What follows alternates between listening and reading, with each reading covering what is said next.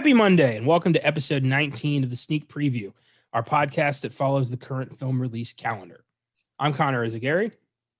I'm Caleb Leger. And today we're taking a look at the latest collaboration between director Guy Ritchie and action star Jason Statham, Wrath of Man. Considering neither of us saw Here Today or Mainstream, today's conversation is going to be almost entirely on Ritchie and Statham, so buckle up. But before we get into it, let's take a look at what happened last week in film.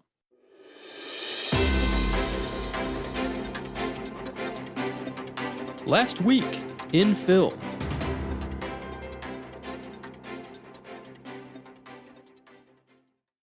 The second trailer for A Quiet Place Part 2 was released. The film is finally set for release on May 28th after a lengthy postponement due to the pandemic. I'm so glad we finally have a second trailer because I got fucking tired of that first trailer. 2 years I've been seeing that trailer. I'm like that with all the trailers for the movies that got delayed. Like, I understand for the longest time, I had no idea when this shit was going to come out. But God, like every single, like that Fast and Furious 9 trailer they kept playing and the Quiet Place Part 2 trailer we're talking about that they kept playing, it was like, please just make a new trailer because I'm tired of seeing the same one.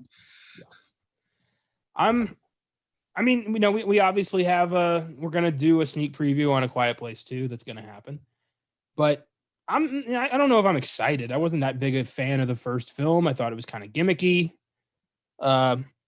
But maybe the second one will improve on that. So I'm excited. I was a fan of the first film. I liked its gimmick. I was personally fine with them not revealing much.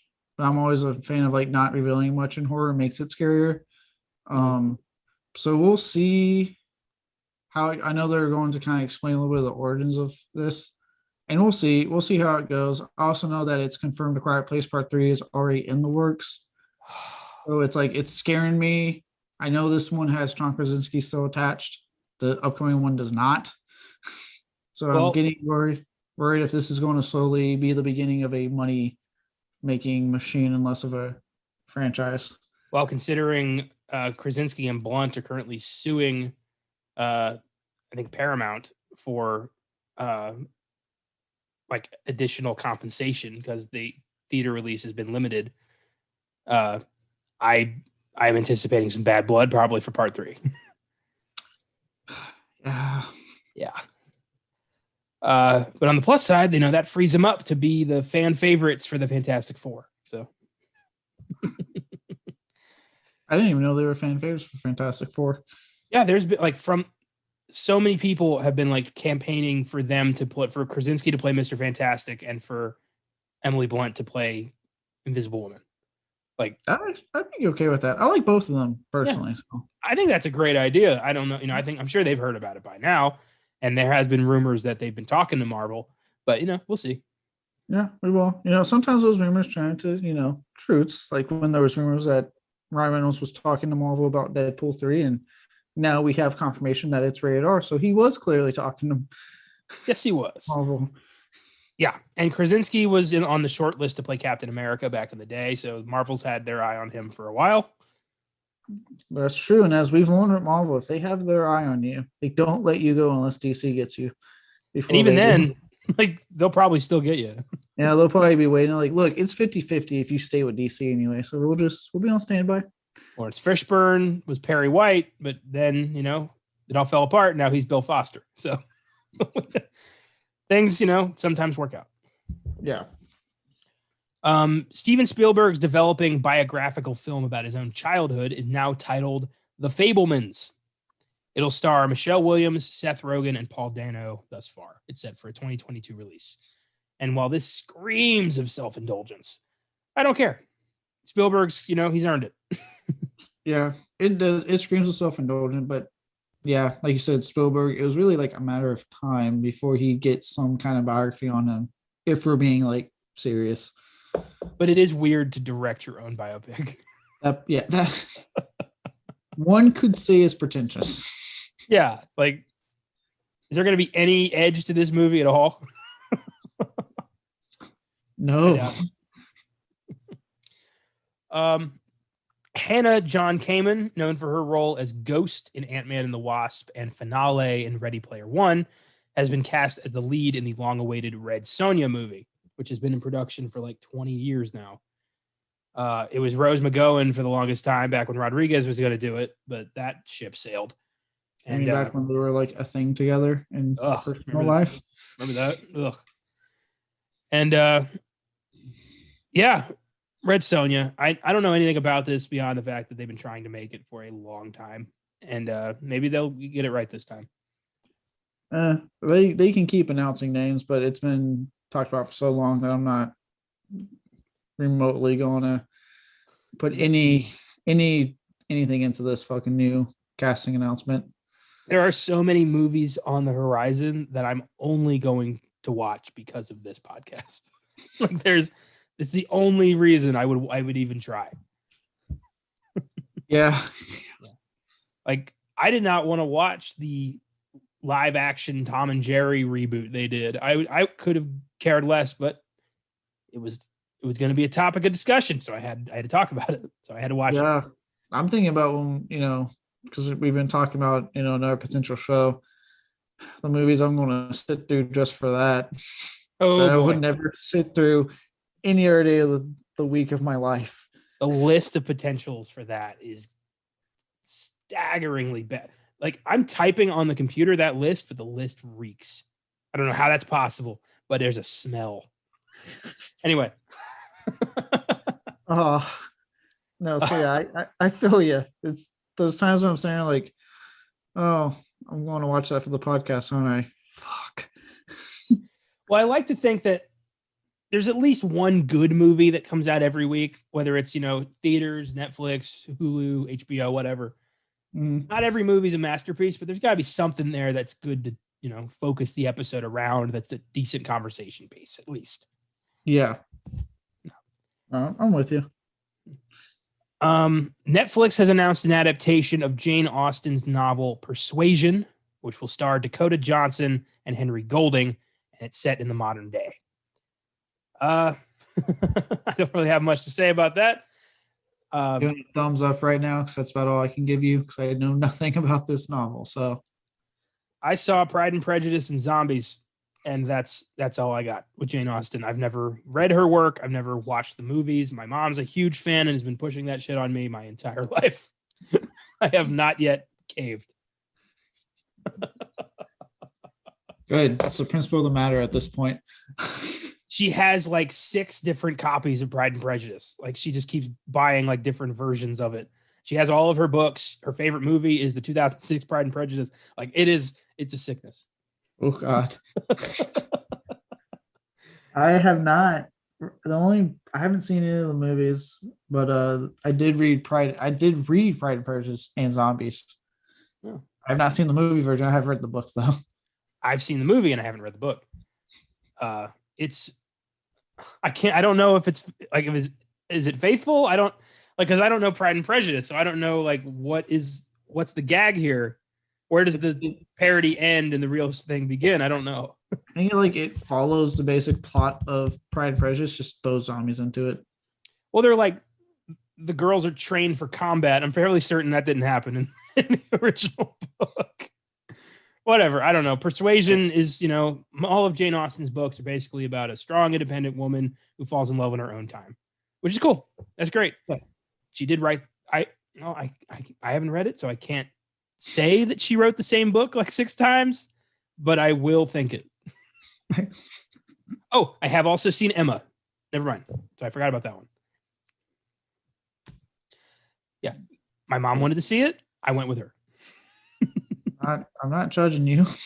I thought it was actually kind of cute. Emma 2021 with Anya Taylor-Joy. I thought that was actually quite entertaining. That's a comedy. Anya Taylor-Joy? Yeah, she plays Emma Woodhouse. That's on my list now. She's a busybody who loves to interfere in her friends' love lives, but never finds love herself until she meets this charming young lord. It's all pretty similar. Okay. I'll no, you know what? I got other things I've ever watched on my list of movies. Yeah. Couple sad notes. Character actor Frank McRae has died at 80 years old following a heart attack. McCree was known for his role as Sharky in License to Kill, as well as his appearances in films such as Vacation, Used Cars, Rocky II, Norma Ray, Red Dawn, Last Action Hero, and 1941, just to name a few. So this guy was peppered throughout the 80s and 90s of just random films. And I remember Sharky in License to Kill. I liked Sharky. Yeah, And, I recall Sharky. I don't recall this actor too much, but it's sad. It's always sad when you hear news like this. he was a bit part guy who was just kind of around. Sharky Mm. was kind of his biggest role. And, anybody who assists James Bond is a badass. And he unfortunately got killed in that movie because he pissed off the wrong Colombian drug lord. Really? Anyone who assists James Bond? Even the sheriff dude? The one I hate. I will not. He did not assist James Bond. He horned in on James Bond's adventure. Okay. That's what Sheriff I say. J.W. Pepper was just God. trying to catch black people in Louisiana in Live and Let Die. And then he happens to be on vacation in Japan in The Man with the Golden Gun and just kind of follows Bond around. He did not need to be there. So no. What I hate is that count. you latched on. What I hate is that you latched on to how much that character was bugging me, and would not leave me alone for 2 whole movies. And those are 2-hour movies. They are long movies, and he is a significant chunk of both of those movies.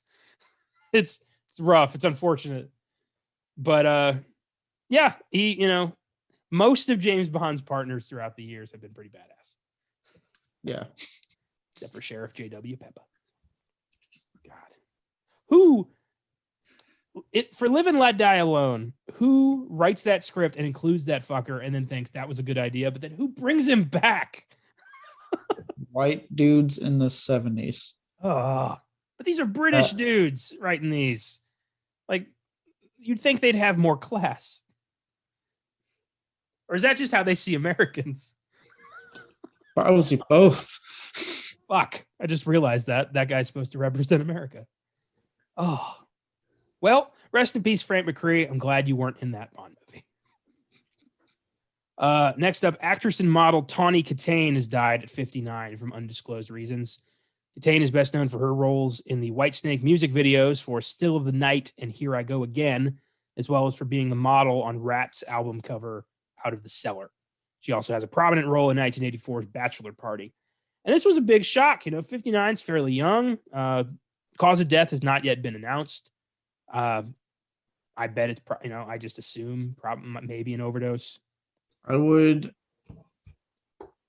in correlation to other deaths like this, when they're not revealing why immediately and they have a history in the rock metal business, tends to come out and end up being an overdose. Overdose or like a heart attack or stroke related to, drug use, something. Yeah. That's what I've noticed when they're like, we're not going to reveal it. And then you find out that they've had like a history in the rock industry, just because there's a lot of rock metal musicians that didn't get their autopsies immediately put out. And then like, oh yeah, it was an overdose. Yeah, it's unfortunate. I've seen clips of those music videos. She's hot. Those are cool songs. Here I go again on my own. Yeah. But who doesn't rock out to that song? And then I didn't know she was on the Rat album cover. I didn't know that, so that's pretty cool. I don't know that either because I don't really keep up with Rat.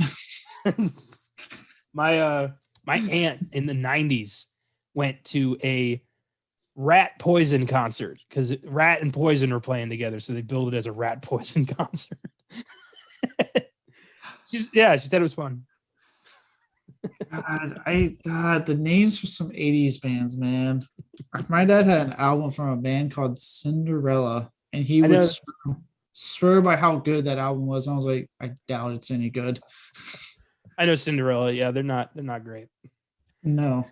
My cousin, his girlfriend's dad gave him a shit ton of 80s vinyl, like metal vinyl. He's got like the complete Kiss, Dokken, Priest, like crazy good shit. I was jealous as hell. I mean, not for the Dokken, but I won't, Kiss, I'm a fan. Dokken has one good song. Is it Breaking the Chains? No. Okay, maybe 2. What's your good song? Are you I don't know Dokken. the one that was on Nightmare on Elm Street? Dream Warriors. How would I know that? Because I would assume you've seen Nightmare on Elm Street 3, Dream Warriors. It's Yeah, the but I don't title of the remember movie and the thinking title of like, the oh song. wow, badass Dokken song this film's got. I don't remember thinking that.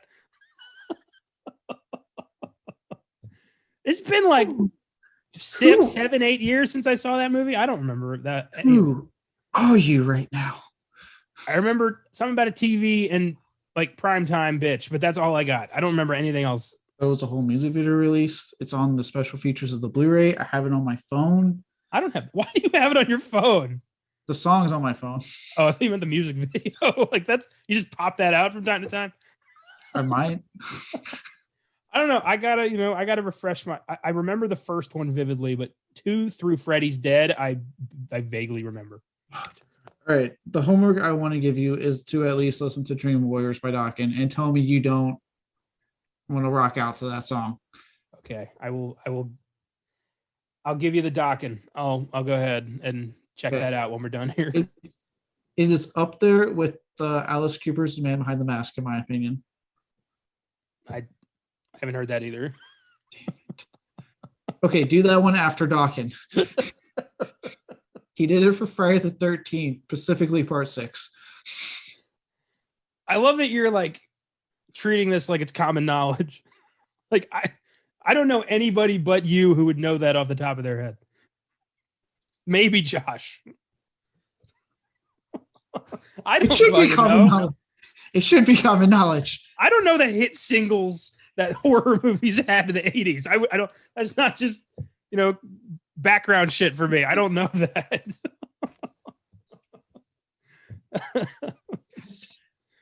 Oh my god. Dream Warriors by Dokken.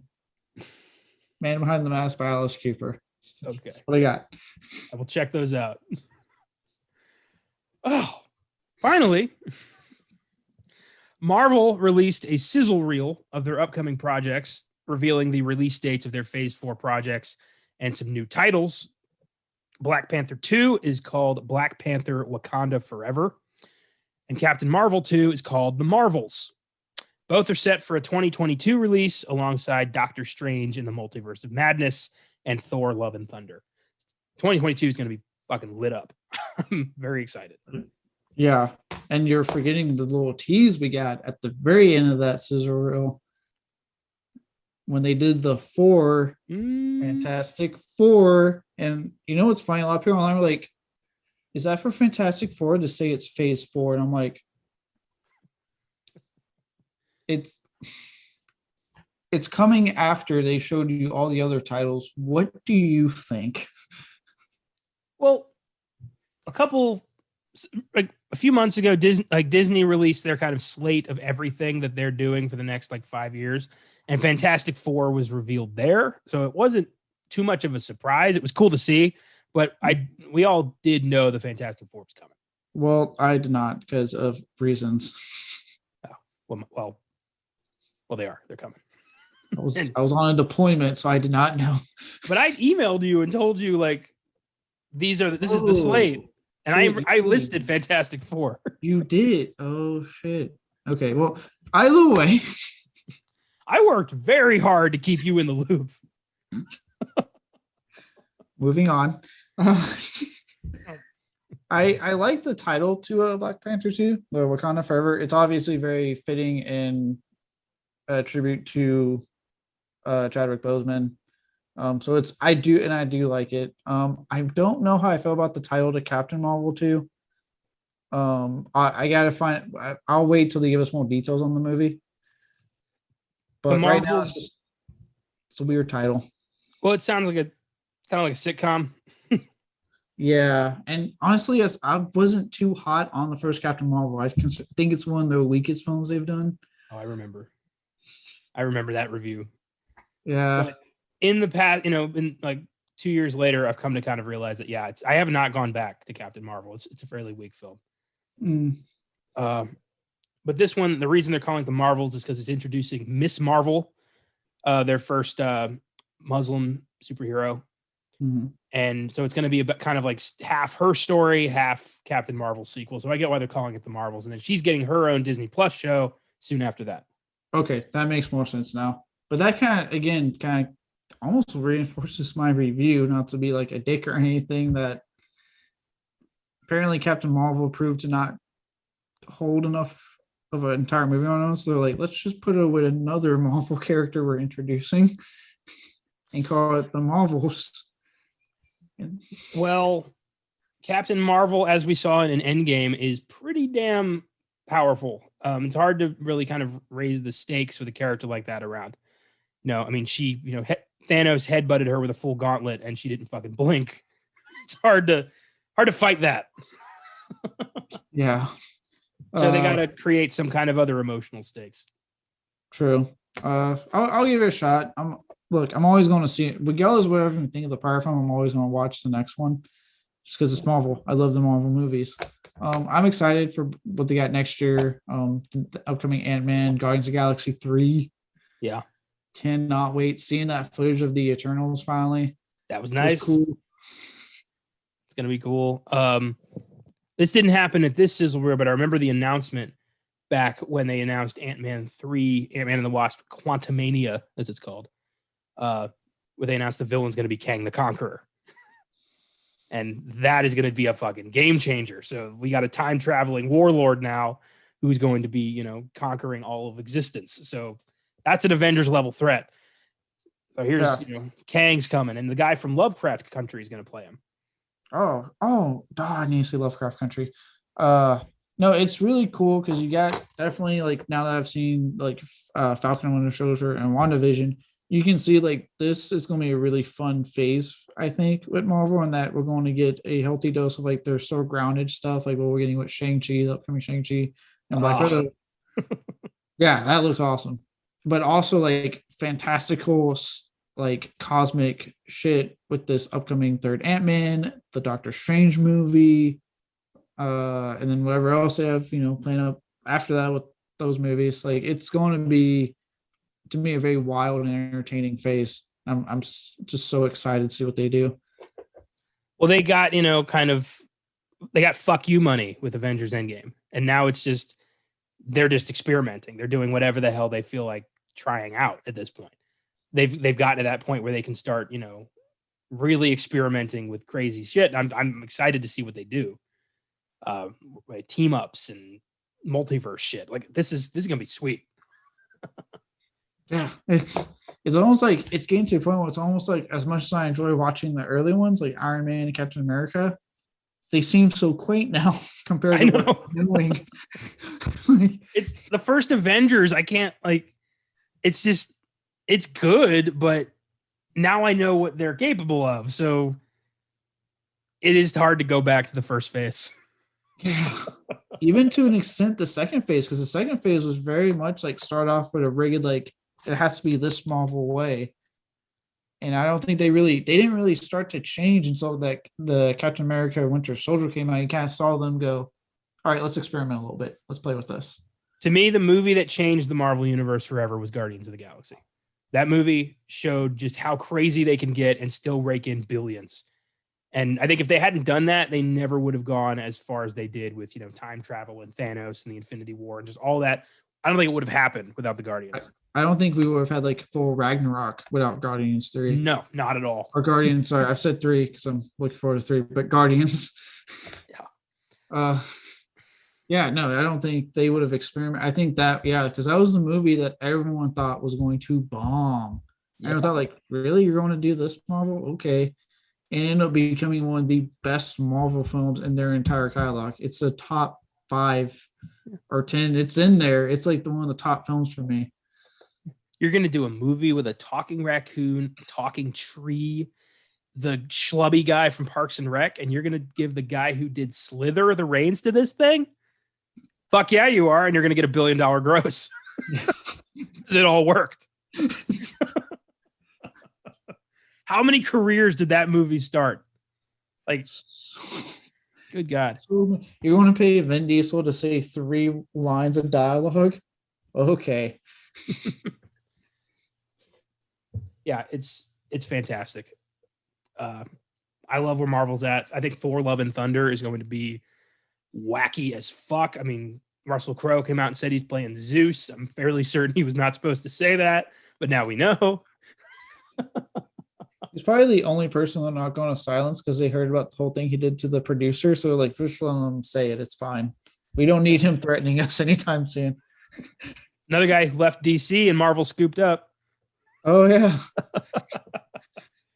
Oh, No, I was excited with the new Thor when I weirdly enough saw that Natalie Portman was coming back. Not because I particularly really liked her character all that much, but the fact that I know she wasn't really down with this series, and she, because of it, was obviously absent for the third movie.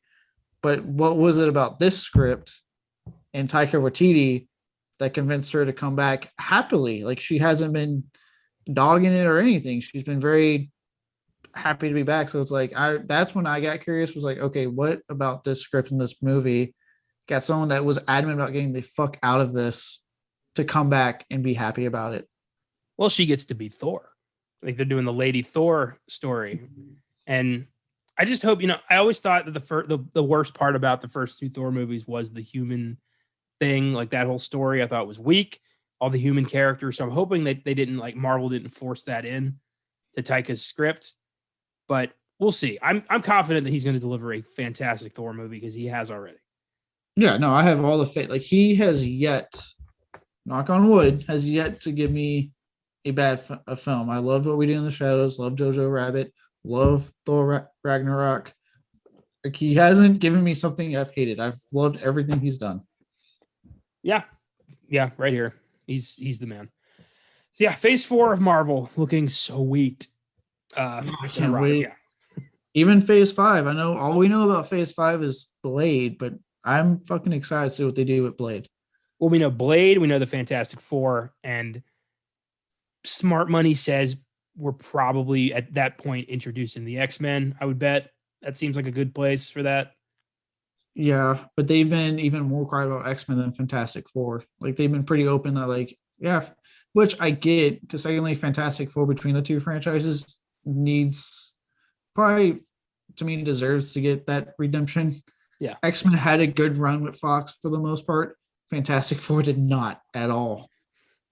No, Fantastic Four is an abused child that needs some love.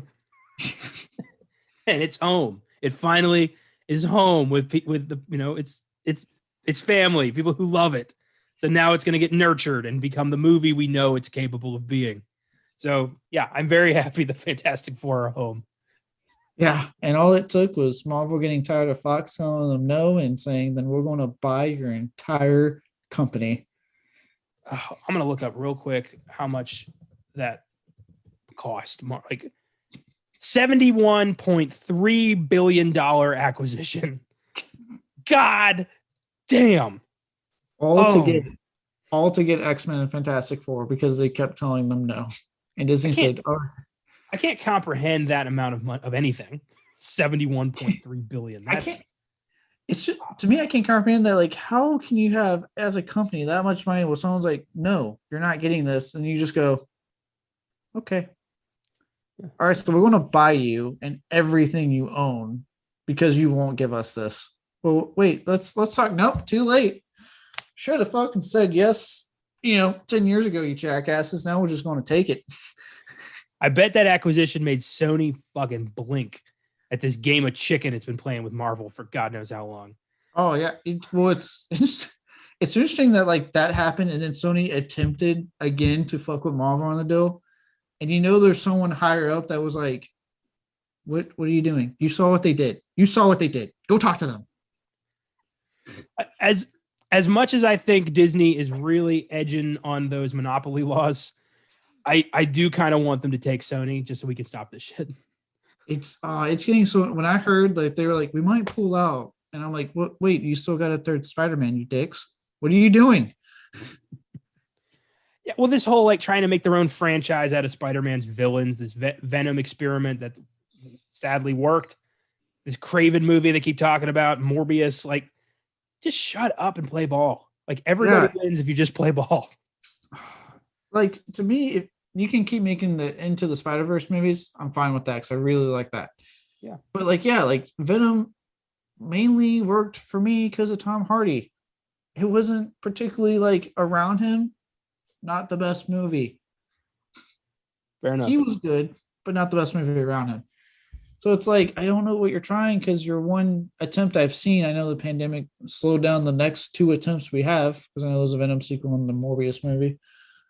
But it's like, what I've seen, I haven't been like, oh my God, I need this. I need this separate universe of Spider-Man villains that can't ever mention Spider-Man, apparently. Well, until Morbius apparently, which has a big fat Spider-Man like graffiti on the side on a sidewalk, and then fucking Vulture in the trailer. So clearly there's a connection. Just how deep does that connection go? Or it's going to be a while till we find that out. Probably a while because Sony is going to keep trying to fucking figure out what they can and can't do. And Disney's going to be constantly being like, you can't do that. Stop doing that. I feel like it's Sony who's calling the shots here, or at least they think, they think they're in charge. It's Bane in The Dark Knight Rises, caressing Ben Mendelsohn's neck. Like, Sony thinks they're in charge, but Disney's going to snap their fucking neck as soon as they're not useful. That's what I'm saying. Like, they keep doing this. I'm like, you've seen what Disney did just to get X-Men. We all saw it was all over the news. At least Sony was like, all right, we'll rent it out to you. But Fox was like, no. They were the dick kid on the playground who wouldn't let you play on the Jungle Gym because it was mine, Yeah. I think at one point they even tried to reason with them, like, well, at least give us Fantastic Four. No. This petulant assholes. Yeah, like, well, and you know what made them keep saying no? Because First Class. They asked them around the time First Class came out, and that became a big hit. And so that's when they were like, no, nope. Mm-mm. I want to be mad about that, but First Class is a really good movie. I know First Class, and I did like Days of Future Past. Yeah. I'm actually like really mixed because a part of me is like, you sure just going into fucking Disney because now you got bought and lost big time. Yeah. But I also got First Class and Days of Future Past and Logan out of that, and I really like those movies. But we also got X-Men Origins Wolverine and Dark Phoenix and the New Mutants, so it ain't all sunshine. No, and I was gonna say Deadpool, but apparently because they want to show that they will play ball, and I guess they also love Ryan Reynolds, Deadpool 3 is still gonna be rated R, so there's no fear there. No, they'll just launch it through 20th Century Studios. Just, getting the Fox out of there. Love it. I really can't wait for the fucking jokes they're going to make in Deadpool 3 about that whole situation because Ryan Reynolds will not miss his chance. Oh, he's going to have cameos up the ass. There's going to be like, Chris Evans is going to pop in. Like, it's going to be crazy shit. I can't wait. Can't wait. I love the Deadpool movies. Oh, well, that was fun. Before we get into Wrath of Man, let's talk a little bit about Guy Ritchie and Jason Statham. They kind of came up together. Statham was in Guy Ritchie's debut film, Lock, Stock, and Two Smoking Barrels from 98. He plays Bacon, this street hustler who's friends with these three other guys who decide to pull their money to buy into a card game. It's a very good movie. Yeah. No, it's very good. It showcases, Guy Ritchie's style. Mm-hmm. Big time that I'd become known for. And really with this and the other film Snatch I will talk about, it showcased, and what I like about when they work together, a different side of Statham that we don't always get to see. Usually he's the action star, right? He's the big action star, so you see him fight and look menacing and be stoic. In this movie, he has a lot more personality. He's a lot more witty with his dialogue. He actually doesn't fight anyone. There's at no point does he fight anyone. And it's nice. It's actually nice to see a Statham giving us something different, especially because it was like, I think his first big movie. Yeah, he was a street hustler, Statham, in London, that he sold Guy Ritchie a fake watch. And Guy Ritchie realized it, went back and tried to get his money back, and Statham tried to talk his way out of it. And Guy Ritchie saw something in this kid and was like, "Hey, you want to be in a movie?" And that's why we have Jason Statham. Makes sense. That's fantastic. And his character in this movie very much, we're introduced to him, selling worthless shit on the side of the road. That's what he's doing when we first meet this guy.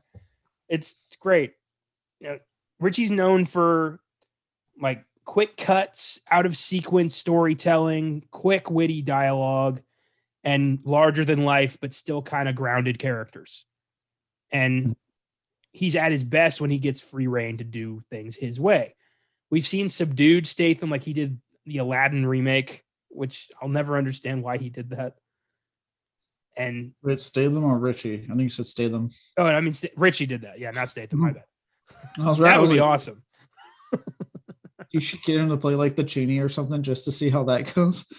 Oh my God, that would have been beautiful. That would have been amazing. What I would have done if I was in charge of Hollywood? I would have done all the marketing as Will Smith, but then the movie itself, it would have been Jason Statham. With his British accent still. And not even blue, just like Jason Statham himself, like walking up out of Aladdin rubs the lamp, Statham like walks into frames like, what you want? Like, what do you want? Like, I can't do it. But, Statham, that would be beautiful. Oh, that would have been amazing. I don't know. We'll see. I wonder when Marvel's going to scoop him up. I'm surprised they haven't yet. Well, now he has the Fast and Furious commitments, whatever. Does he though? Because I feel like Diesel's kind of, doing like pushing out anyone who's a threat to him. That is true.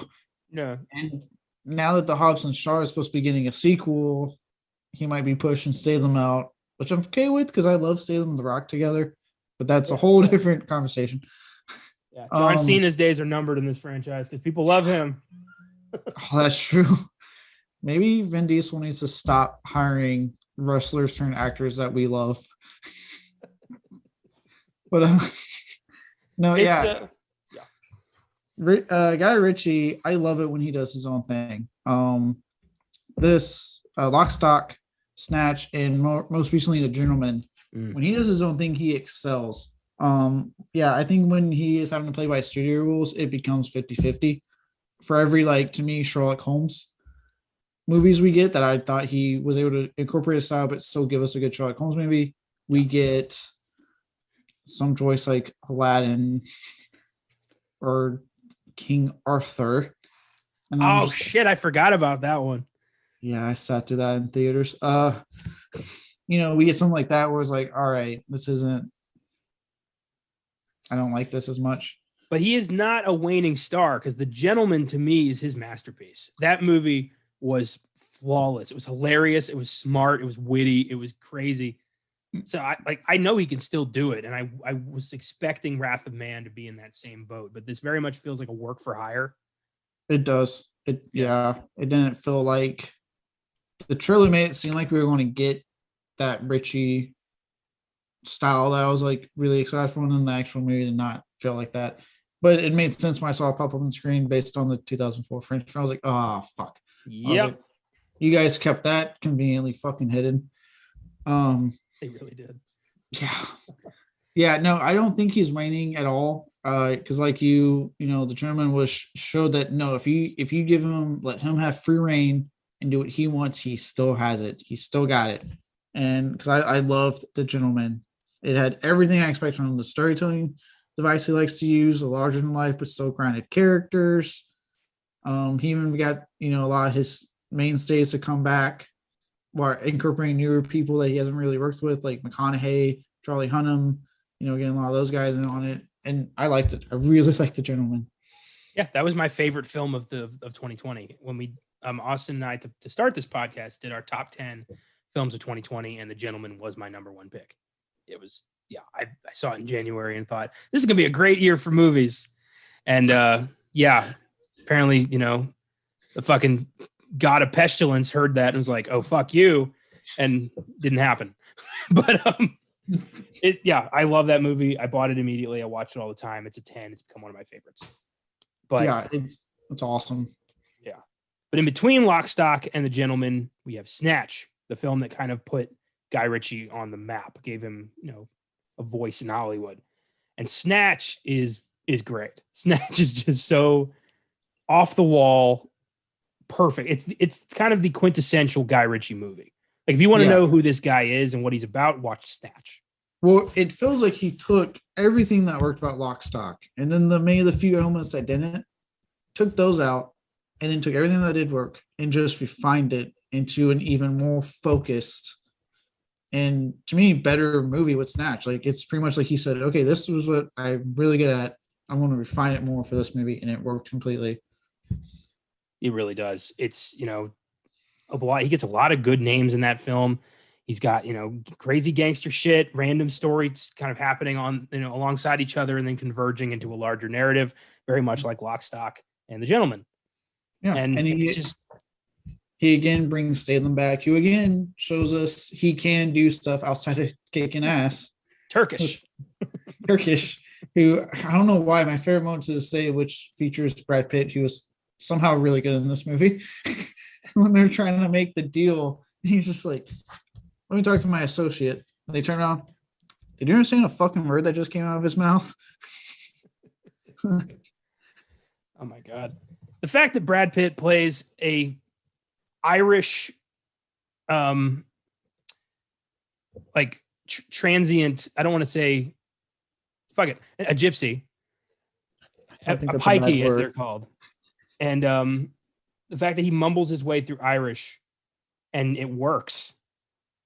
Like you don't question it for a second. He's so committed to just mumbling his way through this performance, and it's fantastic. One punch Mickey, it works. Yeah, it works, and when it helps that you have all the characters also going, "What the fuck did you just say?" Like they're playing into it of like, yeah, we know you don't know a fucking thing coming out of his mouth. So that helped a lot too. Those that in joke of like, yeah, we don't. What are you saying? For me, it's Turkish, just constantly, talking about the Germans. That little bit of dialogue just always makes me laugh, and I've incorporated it into my my vernacular. Maybe you can go talk to the Germans later. Well, come on then, before the Germans get here. It's not the Germans, it's the Germans. It's the way he says it. Yeah. Then you got, this crazy psycho villain in Bricktop, played by Alan Ford, who just soars into this performance of a fucking unhinged crazy bastard. He is phenomenal in this movie. Yeah. And then, alongside that, you got Benicio del Toro and Lenny James, giving it their all. It's so good. There's so many people in this just kind of popping in and out. You got Vinnie Jones, who I loved in this movie, the whole pub scene. I can see your balls are starting to shrink now. Damn, it's bonkers. When he keeps trying to kill the Russian guy, just, fuck me. Dennis Farina, just, this Chicago gangster, like the fact that I love it. When he would you goes like to see Doug the Head and he's just like, sit up, like, shut up and sit down, you big bald fuck. Like I love that line. He's off the fucking rocker. I like when the guy's like, would you like to make any statements? Yeah, don't go to fucking London. Oh my God. Perfect. Before we move on, I do want to go back to Lock, Stock for a second. The scene where they're walking into the pub and the guy is on fire walking out and they just kind of don't even acknowledge it. They just keep walking. Like this is just regular shit to them. Oh my God. It's Guy Ritchie's got this, this it factor about him that he, like, most of his films don't feel like anybody else's films. The one I've been really trying to watch is Rock and Rolla. It's like the only one of his I haven't watched yet. Have you seen that? I have not. When I was doing like my research and stuff for this, I did see it pop up because I remember a buddy of mine brought it up because apparently Tom Hardy's in it. Yeah, it's one of his early roles. I think Gerard Butler, Butler. I think he's like a main character actually in the movie. Yeah. So it's something I would like to check out. I like the cast I saw attached to it. Apparently has like a huge cult following now. So absolutely. Forgot he did The Man from U.N.C.L.E. Forgot that movie even existed, if I'm honest with you. I only remembered it because my cousin Miles is obsessed with that movie for some reason. So because of Army Hammer. I hope not, because he's not going to get a lot more of those. Oh, I don't know. God, I forgot. There's so many of those guys going down that I forget who it is. Who is nowadays? Did you see John Barrowman got called out for exposing himself on the set of Doctor Who? No. Yeah, he had to come out and apologize for that. No. Yep. Not Malcolm Merlin. With him, though, I feel like it's more of a like wacky trying to be funny kind of thing as opposed to assault. But, I've been wrong before. So I don't want to make any declarations. I'll stick to generalizations. Yeah. God damn it. But yeah, Guy Ritchie's a great filmmaker. He's got one. The Ministry of Ungentlemanly Warfare has been announced. I think that's another team up with Statham he's doing. Sweet. So yeah, he's constantly, working. He's a great filmmaker. There was a TV show based on Snatch that came out. I forgot about that. I don't even know about that. Yeah, it was it's ongoing. It's in its second season. Oh, it's on Crackle. Never mind. It's not ongoing. Yep. All right. Never mind. Let's get to the real. Let's talk serious stuff here. Let's talk serious stuff like Statham. Crackle. Bring that shit in here.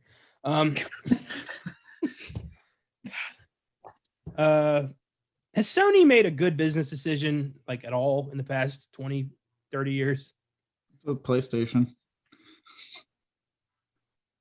All right, touche. I'll give him the PlayStation.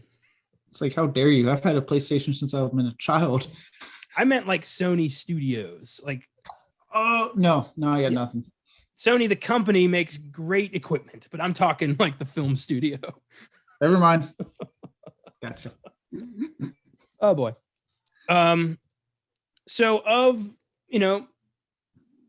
between Guy Ritchie and Statham, what they've done, Wrath of Man, I don't think it measures up. It's pretty generic and doesn't really bring anything to the table. Doesn't feel like Ritchie. For some reason, he completely abandons his style. At times it felt like he was trying to give into his style, but then held it back. Because the names, if you notice, these characters have fucking weird ass names. Yeah. And weird. Yeah, like H and Bullet, and like so he's playing to that naming of characters he likes to play into, but then doesn't really do much with it. Yeah.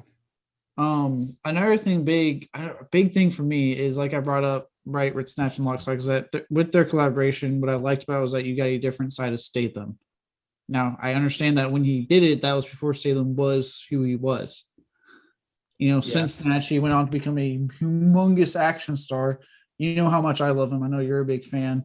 Yeah. I will never deny seeing Jason Statham go on the screen kicking ass.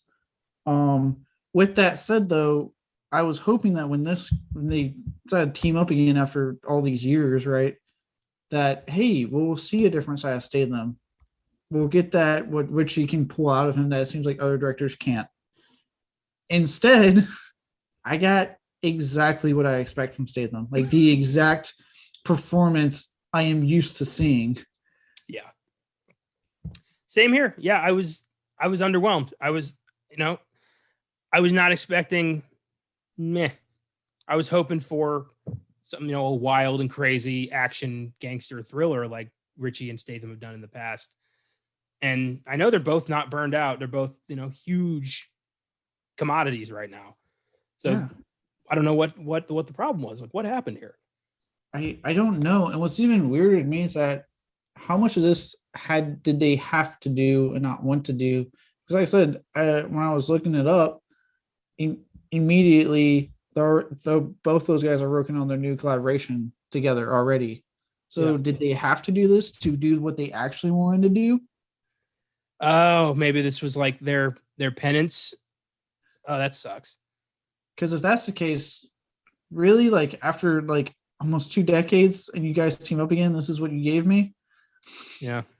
Like I would have waited longer for an actual like what I wanted. Like I was expecting essentially like the gentleman type of thing, Yeah. but now it's Statham, which would have been badass as fuck. Well, you see, the phrase "a film by Guy Ritchie," and because of the films he's done, you form certain expectations.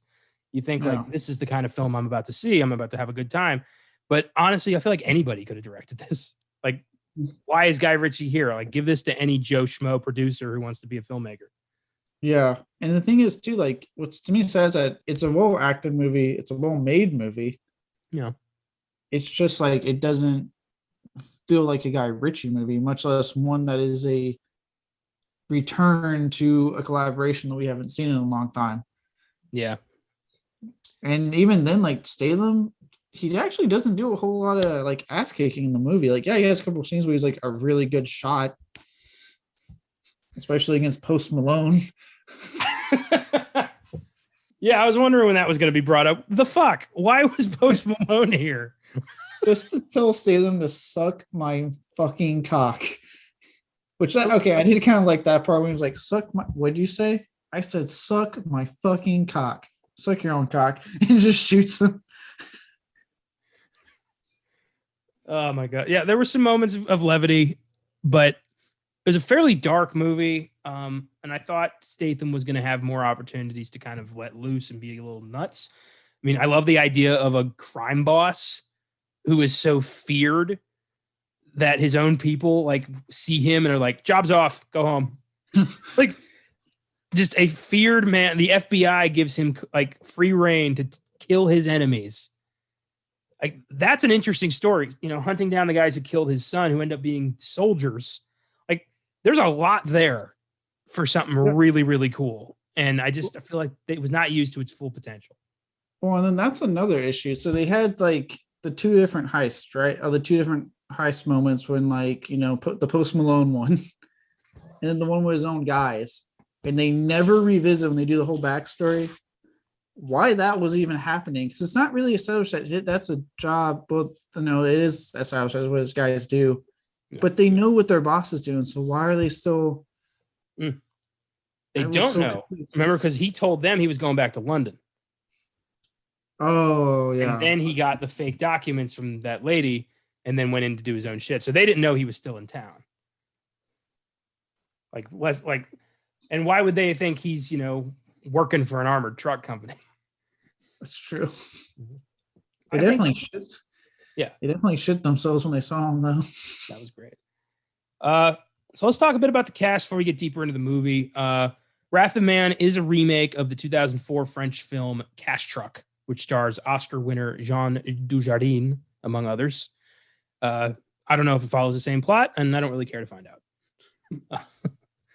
Apart from Statham, the film also stars Holt McCallany as Bullet, who many may recognize as FBI agent Bill Tench from Netflix's Mindhunter. Give me season 3. I did not expect to see him. That was cool. That was cool, but give me season 3, you motherfuckers. Did you immediately think oh, he's obviously the Inside Man? No, actually I didn't. I was like, it's clearly I actually thought it was someone else. Who'd you think it was? Josh Hartnett. Nah, he was too much of a bitch. Bullet just had this I've been around the block a few times and I'm ready to fuck this place over kind of vibe. And it was just, It seemed fairly obvious to me because he's the only one who was getting any kind of, story attention. They were kind of building him up as a, kind of a Bond thing. I don't know. It just felt like the reveal could have been a little bit more, surprising. But yeah, whatever. It could have been. Still cool to see, Bill Tench. Well, I loved Mindhunter. I want it back. I want it back so bad. I want season 3 so fucking bad. I want to see these guys go up against BTK. I want to see them talk to Bundy. I want to see this happen. How cool would it be if in season 3 they get Zac Efron to play Bundy? How cool would that be? He's already, Extremely Wicked was a Netflix production. He's got an in. They could do that. Oh, they could do it. I would be so down. Kind of like how they got the guy from Once Upon a Time in Hollywood to play Manson. So it's not crazy. They got to play Manson, yeah. Ooh. Here's hoping. let's hope those talks between Netflix and Fincher that are going right now are fucking fruitful. Oh, yeah. Josh Hartnett plays Boy Sweat Dave. Hartnett was a promising up-and-comer in the early 2000s with appearances in films such as Black Hawk Down, Pearl Harbor, Sin City, Lucky Number 11, and 30 Days of Night. But somewhere around 2008, the roles started to dry up. He had a lead role on Penny Dreadful, and here he is in Wrath of Man. I used to get him confused with Ethan Hawke quite a bit until I started paying attention. But I feel like he burned some bridges. He just got this vibe of like he could have been huge, but he made some poor choices. I don't know what happened with Josh Hartnett. I feel like he just made poor choices because he's been having this weird like comeback where he's doing a bunch of indie stuff. Like he was on the show on Showtime, Penny Dreadful. Yeah. He was on there as a main character, and now he's popping up here. And I think he's popping up in the next Guy Ritchie film when I saw the cast list for it. So he might be having like a comeback. It could have been he was making some wrong career moves. I remember I liked him when I was like growing up and seeing him some of that stuff. Like I liked him in Halloween H2. I liked him in 30 Days a Night. Yeah, he just disappeared though. I liked Lucky Number 11, but I don't think Pearl Harbor did anybody any favors. No. Yeah. Jeffrey Donovan plays Sarge, the leader of the truck thieves. Donovan was the star of Burn Notice for 7 seasons and also appeared in season 2 of Fargo. He's also appeared in such films as Sicario, J. Edgar, Let Him Go, Changeling, and Extremely Wicked, Shockingly Evil, and Vile. Jeffrey Donovan, the guy whose stock has risen substantially in the past few years. I keep seeing him in higher profile stuff, which is pretty cool. Yeah. It is cool. I like him. I've seen episodes of Burn Notice because my mom was a fan. And I happened to come in right when Bruce Campbell popped up because he's in the show too. And I was like, oh, he's in this. And yeah, so I've seen episodes and I've always liked him. But yeah, he's been popping up in bigger and bigger stuff here recently. The big thing I remember him as he played the killer on an episode of Monk. It was Mr. Monk and the Astronaut. Like he played like a famous astronaut who murdered his wife. Like, but he timed it so like he was in space at the time, like the perfect alibi. But Monk figured it out. So I remember him as that guy. And then to see him like later on, I'm like, good for you. Good for you. Because he was a prick in Fargo. Like a crazy gangster prick. And he's good. I've seen him play different stuff, so he's good. Yeah. He is really good. Scott Eastwood plays Jan, the psycho, because every heist movie has a psycho. Eastwood is indeed the son of Oscar-winning director Clint Eastwood, and you can tell those genes are strong. They're very strong. It looks like fucking Dirty Harry. It's crazy. It is great. You know, I heard apparently they don't really talk to Clint Eastwood all that much. Really? They're estranged? Well, Clint Eastwood, by a lot of his ex-wives, has been described as not being exactly one to get tied down and have a family. So, from my understanding, he's not super, super close with a lot of his kids. Well, he never really screamed warm father.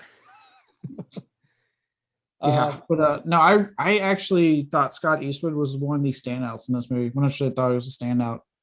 I really liked him. Yeah, he's not bad for what the character was. He wasn't bad. Eastwood has appeared in such films as Suicide Squad, The Fate of the Furious, Pacific Rim Uprising, Snowden, and Texas Chainsaw. And I'm wondering how much of this success is due to having the name Eastwood. For someone who's not that close to his dad, he's certainly taking advantage of the name. Well, and this is why I say I like him on this, because all those films I have seen, and he is one of the most bland fucking people I've seen in film. But here, seeing him play crazy, it's like he's actually trying finally. And I'm like, there we go, Scotty. Well, people have been saying that like Stephen King based the character of Roland the Gunslinger off of Clint Eastwood's like Man with No Name trilogy. And people have said like, 80s Clint Eastwood would have been a great choice for Roland. And now I'm thinking, well, here's, Scott Eastwood. He's got the look. Maybe a little bit more experience, and I think he'd be a great Roland. He would if we ever get an actual adaptation. Last I heard, the Amazon show got canceled already. Yeah, but that Amazon show was like a prequel about like young Roland, and it was only going to be the fourth book. So well, technically the comic series as well, which is the prequel to the main books. That's the point. Is they know what we want. There's a whole 7-book franchise right there that we want, but they keep trying to dick around with us, and I don't know why. Like, just do that, for fuck's sake. Just do that. It really makes me mad. And they get such good talent involved. Like when they got McConaughey involved with the movie, and I was like, oh, okay, cool, McConaughey. Then I watched the movie and I went, oh God. Idris Elba with the right script could have been a great Roland. But they turned him into some kind of like bland superhero who didn't give a fuck about the tower, which is his whole motivation. The whole point is all he cares about is the tower. Like, oh my God. It's all he cares about. And then like, how do you, one of the most iconic lines in all of literature, the man in black fled across the desert and the gunslinger followed. You didn't even put that on film. Like you didn't have him run, didn't show me it, didn't have it fucking plastered on the screen or anything. Like, God damn it. You can't even get like that little detail correct. And then you PG-13 the movie. Oh my sweet Lord. That I'm hoping in my lifetime we get a proper big budget, like HBO style series of the Dark Tower. And we just, they do it right. They give it as much as they need. They give it a Game of Thrones level budget. They get the right people behind it. They get a great cast, and we have it. That's shit on that last season. I'm kidding. I don't know. The book itself will kind of take care of that. It's not a very, renowned ending. It's not. Although I got to say, I liked it. I thought the idea that he's done this many times was like deflating, but also kind of brilliant. Like, it grew on me. At first I was like, that's it. But then like, I'm like, you know what? It kind of grows on you. Like it makes sense on why he's so obsessed. Cause he's literally doing this to himself. Does actually like, it really plays into the theme of the overall series really well. That ending. Yeah. And some will say, King rushed the ending because he almost died. But to rush the ending and still give us like a 1,200 page book is that's King. That's his rushed ending. He also rushed the ending by like essentially writing 3 books in succession to the series. That's what people seem to forget too. Is like it wasn't just like one book. He had 4 of them out, almost died, and then immediately started rushing on those last 3. It's, I'm surprised he hasn't fought harder for that. I know right now he's getting like good directors and scripts and stuff now currently for the most part. But like, God, I really want a Dark Tower. Well, I mean, I feel like when the movie came out, he was just content to like cash the check and let them PG-13ify his greatest story. So like, why, like, come on, Stevie boy, come on. I'm tired of people dicking around with the Dark Tower. Yes, me too, man. I'm tired of this shit. I swear to God, if I like die by the time they finally come up with a fucking good adaptation, I'm haunting the people involved. Yeah, right there with you. Oh, well, that was a fun tangent. Oscar nominee Andy Garcia plays Agent King, the FBI agent in charge, gives H free reign to destroy his enemies. Would have loved to have seen more of that story. Very underutilized. Yeah. Garcia was nominated for his performance in 1990's The Godfather Part 3 and has appeared in such films as The Untouchables, Black Rain, and the Ocean's Trilogy. And why put him in this if you're not going to utilize a really interesting angle of a FBI agent letting a feared crime boss do whatever the fuck he wants? Like, that's it's Whitey Bulger. Why don't you use that? It is the most useless thing because you have that scene where the FBI agents are calling him, going, "Hey, we found him. It's this guy." Like indicating we finally find this fucking crime boss, and he's like, "Nope, leave him alone. Let him do his thing." which never really gets like touched on. Like those FBI agents disappear, and I thought that would have been a cool angle to have that get introduced, but whatever. Especially since Guy Ritchie's known for juggling multiple storylines that connect in the end. Like, why you have it right there, but you don't use it? And that's what I'm saying. There's so many moments where like you can tell it's like he's teasing us with his style and then immediately holding it back. I'm like, no, give me your style. I want your style. That's why I'm here. I saw the trailer. It said a Guy Ritchie movie and Jason Statham as your star. I came here for a reason. I paid $9 a ticket and $15 for a half decent cheesesteak for this. God damn it. Actually, it wasn't bad. It was just pricey. I like my theater, but fuck. Wrath of Man has an IMDb score of 7.5, Rotten Tomatoes score of 66%. It's getting pretty mixed reviews, and it's available to see exclusively in theaters. And those scores kind of make sense. 66, yeah, that makes sense. So let's talk about some highlights or some low lights, if you want to call them that. Eddie Marsan, I thought, was underused as like the boss of this company. Yeah. I love that he's become part of Guy Ritchie's inner circle ever since Sherlock Holmes. Yeah, I did like how he kept like overruling anything the boss was trying to say. He means to thank you for doing a good job and to promote you immediately. Well, when he turned to Bullet and he's like, I think you might be a psychopath. Just little stuff like that was, yeah, makes it cold, unfeeling, crazy man murdered 6 people and was like fine with it. Everyone kind of just shrugged that off. Like it's not a giant red flag. Yeah. I like how they're just looking at him when he shoots Post Malone. He just keeps walking like, all right, let's go back. And again, Post Malone. Like, just why? It took me a second. Like, wait a minute. That's that guy. Like, I don't listen to his music, but I know his face. And I don't know. Maybe he just wanted to be in a movie. Sure. No, I did like there was moments I liked in this film, like when they go to the crime lord that I guess was running the smut films of underage girls. Yeah, that was brutal. And like not what they were doing, but like when they go to the stadium, like, hey boss, it's not them. This is way below their pay grade. What do you want to do now? He goes, all right. And like he grabs a dude gun and then just starts shooting all of them as he's walking out. That was a cool little like Jason Statham moment that I enjoyed. And then he gives all the money to the girls and says, send him home. Yeah. Like, he's turning into like a vigilante. He's a crime boss, but he has a line like, this we don't do. Yeah.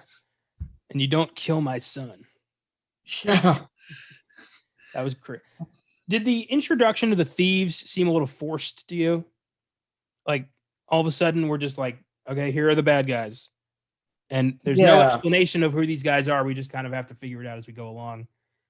Yeah, it jumps back and immediately jumps into these guys without any context, which usually works, but it didn't really work for me here. At first I was like, all right, here are these guys. I think, establish that a little earlier, give us, some context on who these guys are, and then we'll care. Because I was more like, get back to Statham. Like, that's the story I'm paying attention to. Right. And then I think also like with the 2 heist scenes before the big one we see, right, with the Post Malone and his own people, they felt like I didn't really need those. Like it was almost like they were like, hey, we don't have anything going on in this movie. Let's throw this in here. Especially since Bullet is, an inside man and giving his crew like inside scoop on, heists. There's just 2 random other heists that happen with his truck. Yeah. And then like the whole time they were doing the backstory, I thought, okay, they'll explain those 2 heists then. Like how do whatever series of crimes, again, being a Guy Ritchie film, I'm thinking like with his own people, that's a whole storyline that would have been awesome to see, like them accidentally fucking pull a heist on their boss's truck. But we get no explanation, no backstory on any of that, which again, any other film probably would have been okay, but it being a Guy Ritchie film, like, huh? Because he's so good about us knowing every thing throughout the runtime. Well, and the way that they framed, the death of his son made it look like that was the job Statham was like looking out on. And I'm like, so his own people killed his son. Like that's what happened. But no, they really kind of muddied those waters. They did, which made it really confusing when you do see his team do the heist on his truck he's in, and they freak out when they see him. And they're like, oh, it's the boss, shit. Because you're thinking, oh, so they did it. Okay, they fucking did it. And now they're scared because they... That would have been brilliant. That would have been great. Like his own people fucked him over and shit went bad. That's great. You don't need these soldiers who are just here because, they're bored. Yeah, it would have made more sense, especially with that scene. Instead, it's like a it ends up being what should have been a comical scene that you don't really get until later. Like when the joke's way over, the punchline's done. Yeah. So it's like, all right, well, I guess. So yeah, it's really like, it's just awkward. It's an awkward transition to that. And like I said, it seems like Scott Eastwood's the only one attempting to give us like the kind of Guy Ritchie performances we like. Yeah. I guess that's probably why he stood out to me so much. He's the only one seeming to fucking try here. Maybe you can help clear something up for me. So, during the course of this movie, I had 3 Arnold Palmers. So I really had to piss towards the end of this thing. And I was really trying to make it to the end of the movie, but I couldn't do it. And it was right when Statham showed up at Scott Eastwood's apartment. And I was like, fuck. And I ran out of the theater. It took care of business. I came back right when he was shooting Eastwood in various spots. So what was that conversation? Oh, so remember when Statham, I was about to say Stallone for some reason. That'd be a twist. Yeah. Fucking Rambo shows up, takes care of business. I'd watch it. Statham asked for the coroner's report. That was on his son, and where his son has the bullets had specifically hit. So when he gets him in his apartment, he tells him, he makes him read it. Like he throws it at him and goes, read it, as he has a gun to him. And he reads it and he's like, what? And he goes, in simple terms, you shot my son in the spleen, lung, heart, and there was a 4th one that I'm not remembering off the top of my head. Liver. Yeah, he's like, so what I'm going to do to you is shoot you in the liver, and then shoots him in the liver and proceeds to shoot him exactly where he shot his son. Okay. I walked back in right when he was shooting Scott Eastwood.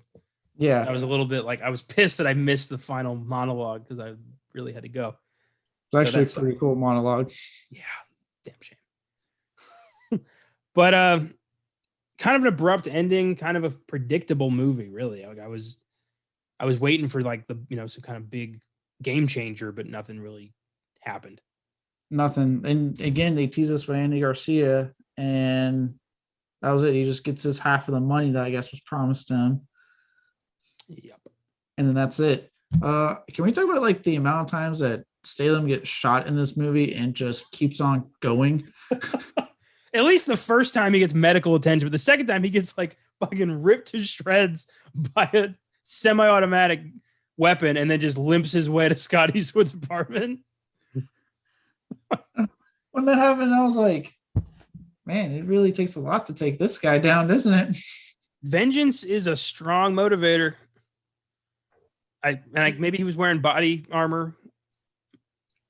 He's just so ripped that his own body rejects bullets. He has so much hate in him, he can't die.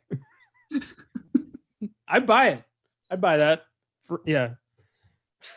I thought the heist scene at the depot, like they had planned it out so well, but that was some sloppy shit.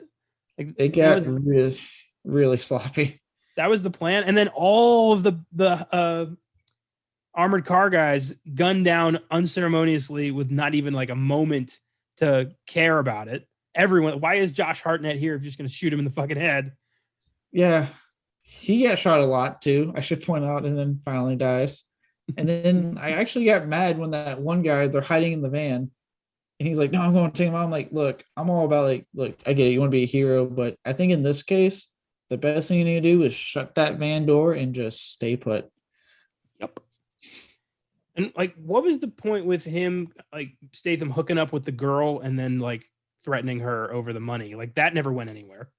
Yeah, at first I was like, "Oh, maybe she was like in on it." Again, thinking it's an inside job of some kind, where it'd be his crew or uh the company, which I mean, it kind of did go in that route, I guess.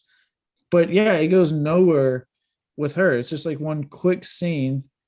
Like, what was it in Statham's contract that he had to like have a non-scene sex scene? Like, was that Probably in the contract? So they just had to work around it. what I would have done to like fix that is I would have kept that scene, but then I would have had her be like the inside man for like Post Malone's crew or something, and had it be like multiple heists happening at once, and then everything went to fuck, you know? Yeah, that sounds like what should have been a Guy Ritchie movie. Yeah, exactly. And nobody ends up with the money because that's how it always works. Every time. I think also like for a movie that was whose title is called Wrath of Man, right? Like, and the idea is that you're seeing someone who lost the last thing he had to live for and is going fucking crazy. It doesn't really deliver. Like, if you're going with a title like that and that kind of theme, I'm sorry, we live in a post John Wick world. You don't fucking promise me a title like that and that kind of plot, and then it's just, I'm going to go undercover and just wait until I find out. Like, no, look, if John Wick can go off on a fucking rampage for 3 movies, about to be 5, over a dog, I expect nothing less over your son, buddy.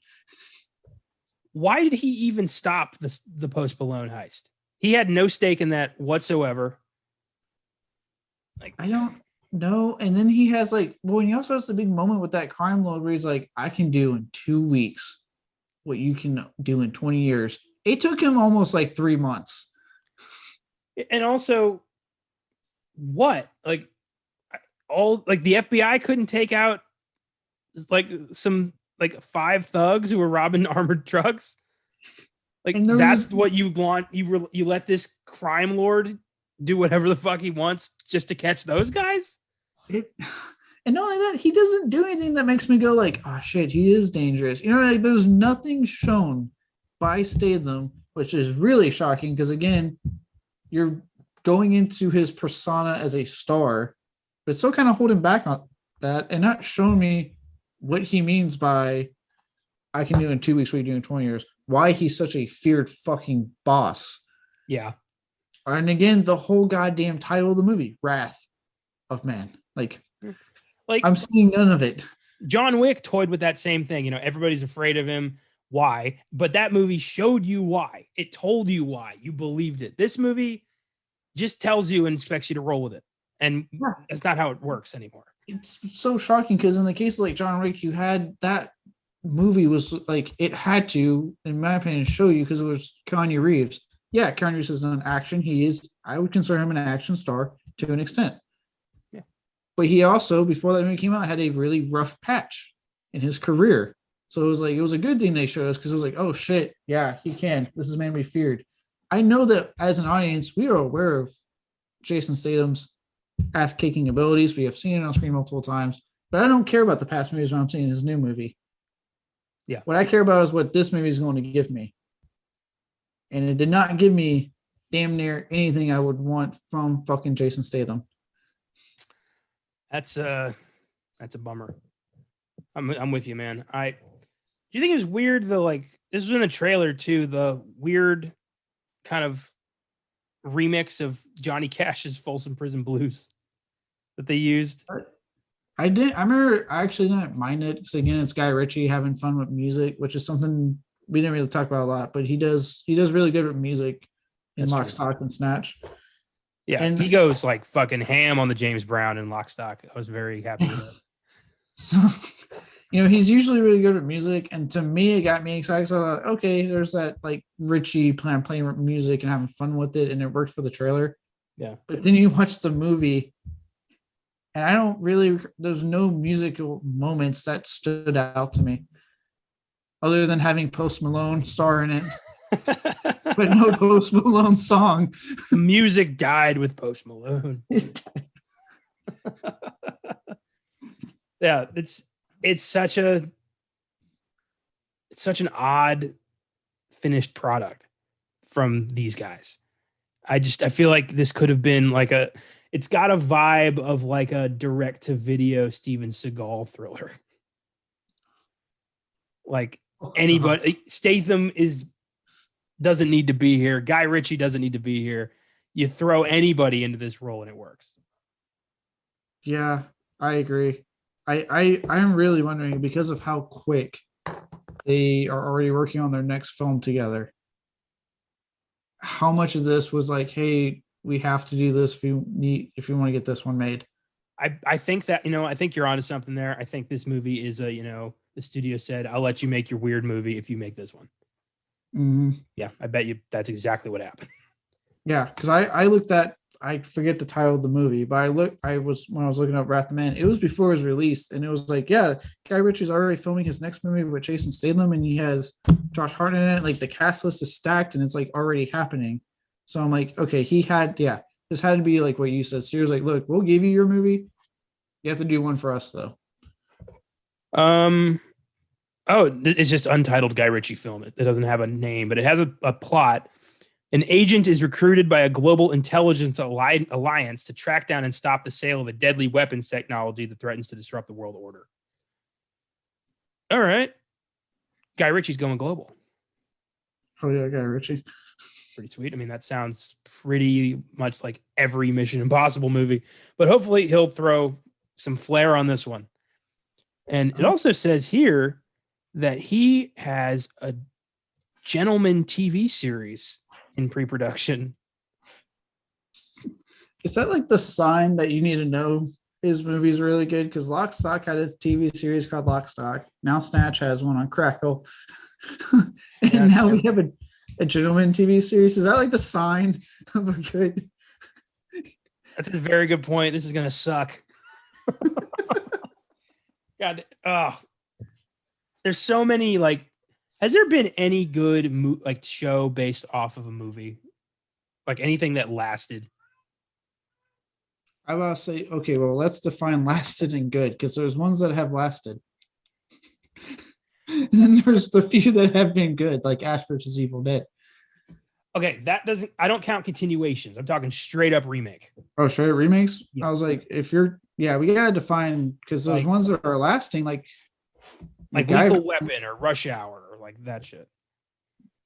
Oh yeah. No, not that, because Lethal Weapon got canceled. But that also, they had some weird production issues on that show. All right. Let's drop lasted and go and just cover good. Anything good that happened. What we do, oh no, that's a continuation. The only thing I can think of is Hannibal. That's the only one coming to mind. Because I tried Bates Motel, and the only reason I can never finish it is because they have the weird drug subplot that kind of takes away from the Bates Motel part of it, but whatever. It just screams lazy. Like, think up your own shit. Stop taking credit for other people's success. I give Wrath of Man a 7. It just feels pretty generic, lacks Guy Ritchie's signature flair, and it's got its moments, but I don't think I'm going to probably go back to this. Yeah, I agree with you on the score. I give it a 7. I think it is well acted. It's a well made film on a technical level, but this is not like, it doesn't feel like a Guy Ritchie film. It's a really disappointing collaboration between the two compared to the first two we got out of them, and they haven't done one in like decades. So this return was disappointing. Did not give me something different from Statham, gave me exactly what I expect, and actually kind of less than what I expect from Statham. Almost none of Ritchie's style. So I don't see myself revisiting this one nearly as much as some other of both of their works as I do. Yep. Well said. Well, sorry the movie wasn't too great this week, but that's not really up to us, is it?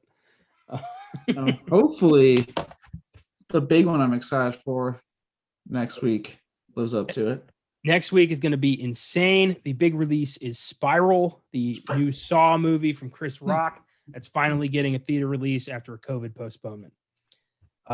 So excited. My Saw shirt is at the ready. We're both huge Saw fans, have been anxiously anticipating this movie, and we're so excited. In addition, The Woman in the Window launches on Netflix, along with Oxygen. Profile drops into theaters, and Those Who Wish Me Dead drops into theaters and HBO Max. It's a big week. I'm going to try and see all of these, but you can bet your ass we'll be focusing on Spiral next Monday for sure. Yeah, my big one's Spiral. Profile looks good. I am going to try to get to see a theater near me play it. And just because I like Yellowstone, Those Who Wish Me Dead is my third one. Yeah, I think Taylor Sheridan's a great writer. I loved Hell or High Water. He did Hell or High Water? Yeah. Oh, I love that movie. Okay. Yeah, he's a talented writer. And I'm excited. I'm just not a big Angelina Jolie fan, so I'm not too jazzed about Those Who Wish Me Dead. It's like you. It's mainly Taylor Sheridan. He's really good at making what I consider to be modern westerns. Yeah, I can see that. Yeah. Yeah, like between Hell or High Water, what I've seen of Yellowstone, and what hopefully this upcoming one will be, he knows how to make a hell of a movie that feels like a modern western. Yes, he does. I'm looking him up. I know he was he as an actor had a role in the first couple seasons of Sons of Anarchy. Oh shit! And then I knew it. He wrote Sicario. Oh, again, you could apply the modern western to that one as well. Yeah, dude's a fucking hell of a screenwriter. So yeah, I think Those Who Wish Me Dead is going to be interesting. Yeah, I mainly it'll be on HBO Max if I do get around to it. So that one I won't. I know I've been big about like supporting the theaters, but if I can get tickets to Spiral on Profile, Wish Me Dead will end up being on HBO Max. The Woman in the Window, I'm psyched about because that was another one that got postponed. That was supposed to come out last year, but then it got taken off the calendar, and then Netflix bought it. It looks like a straight up remake of Rear Window. It's Amy Adams, and Gary Oldman, so I'm gonna be there. Yeah, I will say, the actual plot doesn't seem like it'll be anything revolutionary, but I do like the cast they got attached to it. So I'll try to get around that one, but mainly it's not high up on my list. Yeah, and then Oxygen just looks like an interesting thriller with Melanie Laurent. So I'm more interested in that because of the director attached. Right on. It's The Hills Have Eyes. Oh yeah, on a 3D and Crawl. Alexandre Aja, right? Or Aja. Aja, like that. Yeah. Good for him. Hopefully, this one is another feather in his cap. It's a big week. I like when there's a lot of, I'm trying to see as much as I can. So when there's a lot this week, I'm like, ooh, it'll be a fun weekend. So on Wednesday's Filmgazm, we'll be diving into Saw 2. Oscar Sunday is going to be a Lord of the Rings trilogy extravaganza. And there will not be an episode of The Giggle Guys on Friday. They're taking a week off for personal reasons, but they'll be back the following Friday to keep making you laugh. Great week, everyone. Keep watching movies.